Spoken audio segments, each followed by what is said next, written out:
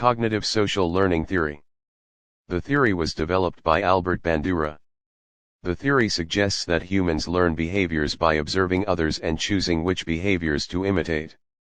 Behaviors that are rewarded are more likely to be repeated, whereas behaviors that are punished are less likely to be repeated. The two types of social learning are cognitive learning and modeling. Cognitive learning, form of altering behavior that involves mental processes and may result from observation or imitation. Cognitive learning focuses on how information is obtained, processed, and organized. Such learning is concerned with the mental processes involved in learning. Latent learning and learned helplessness are examples of cognitive learning.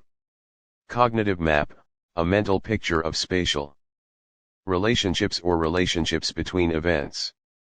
In the 1930s, Edward Tolman argued that learning involved more than mechanical responses to stimuli, it involved mental processes. Tolman would place a rat in a maze and allow it to explore the maze without giving the rat any reinforcement, such as food. Then he would place food at the end of the maze and record which path the rat took to reach the food.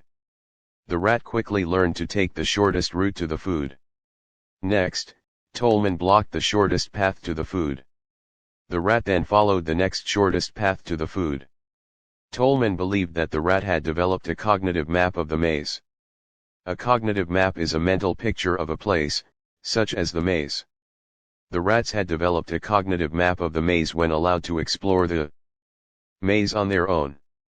Latent learning, alteration of a behavioral tendency that is not demonstrated by an immediate, observable change in behavior. Tolman called the type of learning demonstrated by the rat latent learning.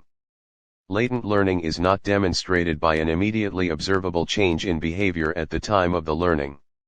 Although the learning typically occurs in the absence of a reinforcer, it may not be demonstrated until a reinforcer appears.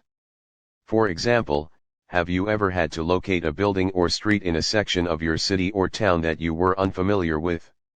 You may have been through that section of town before and remembered details such as an unusual sign or large parking lot. Remembering these details may have helped you find the building or street you were looking for.